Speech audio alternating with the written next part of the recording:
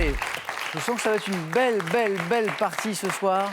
En ce vendredi, allumons d'abord les buzzers de Thierry, Nicolas, Marie-France et Benoît. Ce qui est fait, et c'est parti. Par quel mot désigne-t-on à la fois un dessin et le bâton de charbon utilisé pour le Thierry? Le fusain. C'est ça, c'est le fusain qui désigne à la fois le dessin et le bâton, vous savez, le charbon pour le dessiner, le fusain.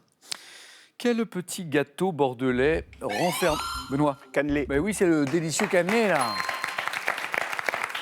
Hein, le secret, il paraît, il faut que ce soit croustillant autour et tendre à l'intérieur. Et maintenant, tous les quatre, à la maison aussi, regardez cette image, regardez. Quelle est cette actrice française qui incarne la chanteuse Barbara dans le... Thierry? Jeanne Balibar. Il y a eu une bataille de buzzer avec Nicolas qui a été remportée par Thierry, c'est la bonne réponse. Jeanne Balibar, qui incarne la chanteuse Barbara dans le film du même nom de Mathieu Amalric. Pour ce rôle, d'ailleurs, Jeanne Balibar a reçu le César de la meilleure actrice. C'était, vous vous en souvenez peut-être, en mars dernier. Quelle partie du corps humain est constituée de 24 vertèbres indépendantes reliées, Nicolas? La colonne vertébrale? Oui. Ou le rachis, c'est ça. Reliées entre elles par les disques intervertébraux. Un point pour Nicolas. Entre 1951 et 1957, quel coureur automobile argentin? Benoît. Fangio. Tout le monde l'avait, mais c'est Benoît qui a été le plus rapide. Quand j'ai dit tout le monde l'avait, tout le monde a voulu me donner une bonne réponse en tout cas. Juan Manuel Fangio, oui, coureur automobile argentin qui fut 5 fois champion du monde des conducteurs de Formule 1. Comment appelle-t-on la variété de lavande, haute de 40 cm, d'une couleur bleue, rose ou violet, dont chaque tige ne porte qu'un épillet? Marie-France? Le Laventin? Non. Nicolas? L'épillette? Non plus. La variété de lavande, Thierry? Le lavandin. Non plus. Cette variété de lavande haute de 40 cm d'une couleur bleue, rose ou violet? Non, Benoît, ça vous... bleu. Lavandon. Non. C'est bien honte. Mais vous avez raison, il faut tenter, bien sûr. Mais moi, j'aime bien. Je préfère un candidat qui me donne une mauvaise réponse que celui qui n'ose pas, et qui parfois a la bonne réponse, n'ose pas me la donner. Alors, cette variété de lavande, on l'appelle la vraie, ou la fine, ou l'officinale. Il y avait 3 bonnes réponses possibles. Et maintenant, nous allons écouter ceci. Elle est belle, elle est mignonne, c'est une bien jolie personne. Dans la rue, on peut la voir, qu'elle est assise dans son comptoir. Elle a toujours le sourire, on dirait une femme en cire, avec son chignon qui est toujours bien coiffé. Qu'il est mignon cet extrait. Qu'est-ce qu'on écoute là? D'après le titre de... Oh, je vois que certains connaissent bien la chanson. Hein. D'après le titre de cette chanson de 1914, interprétée ici par Fernandel, c'était Fernandel qu'on écoutait là. Quel emploi la jeune femme exerce-t-elle au sein du Grand Café? Marie-France? Elle est caissière? Mais oui, exactement. Caissière. La caissière du Grand Café.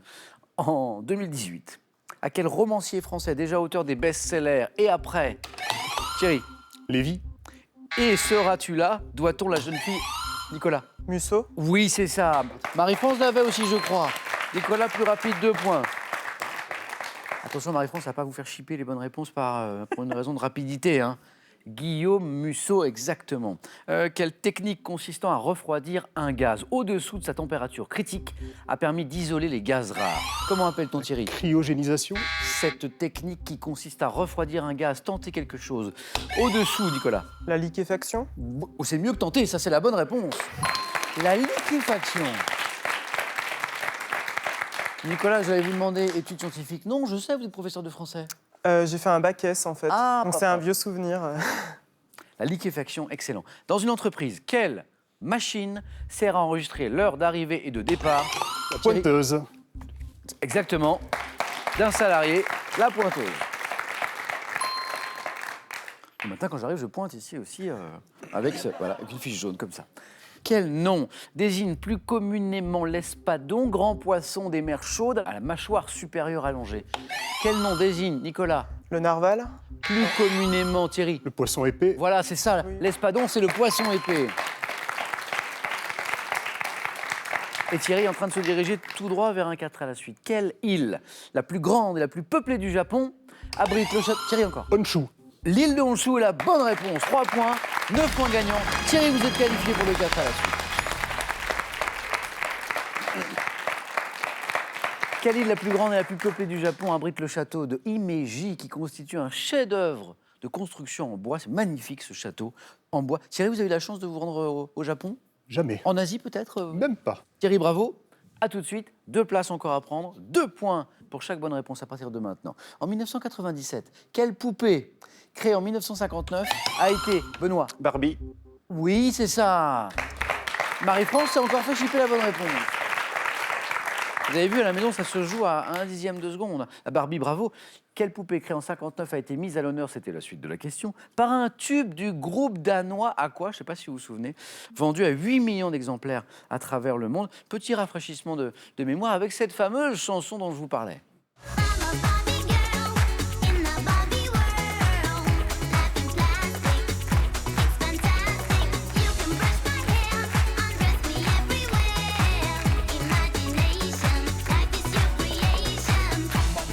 Ouais, la chanson, c'était Barbie Girl, effectivement.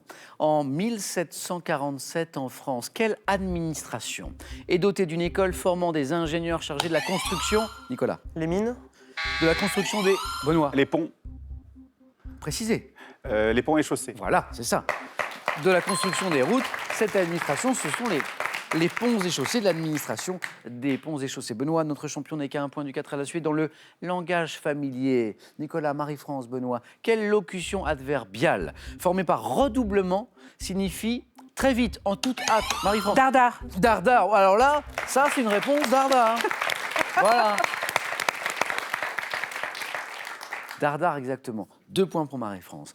Par quelle locution maintenant anglo-saxonne, évoquant la sphère terrestre, désigne-t-on un voyageur qui parcourt le monde? Locution, Benoît. Globetrotter. Voilà, globe-trotter. Et Benoît, vous êtes qualifié à votre tour. Ah, c'est un globe-trotter. Marie-France, Nicolas, tout se joue entre vous deux pour la dernière place, du 4 à la suite. 3 points à chaque bonne réponse. Nicolas n'a besoin que d'une bonne réponse. Marie-France que de 2. Dans quelle série télé espagnole suit-on la vie, Nicolas? Un, dos, tres? Bah, 3 points aussi pour vous, Nicolas. Un, dos, tres, c'est ça. Mais, alors là, Nicolas, je ne connaissais pas cette série. Je l'ai appris en préparant l'émission. Moi, je connais Plus belle la vie, mais ça, je ne connaissais pas. Marie-France, mais...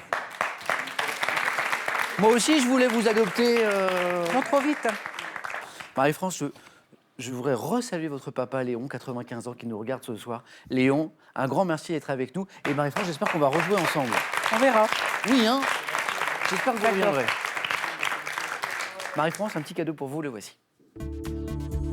Pearl vous offre un bon d'achat de 150 € pour vous offrir par exemple une tablette ou un téléphone sur son site pearl.fr. Pearl, au cœur de l'innovation. Jardin, potager, balcon, terrasse.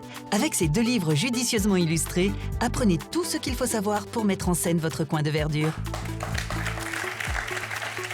Allez, avant de 4 à la suite, une nouvelle chance pour vous à la maison, là, de gagner avec nous soit une voiture familiale, soit 20 000 €. Je vous rappelle la question de ce soir. Quel verbe désigne le fait de vous être malaxé, hein? La pâte à pain, 1, masser, 2, pétrir. Bonne réponse, 3243 pour le téléphone. Par SMS 1 ou 2 ou 7 10 20. Vous le savez, tirage au sort parmi les bonnes réponses. Félicitations à Nicolas, à Benoît, à Thierry. C'est parti, avec vous. Allez, le 4 à la suite.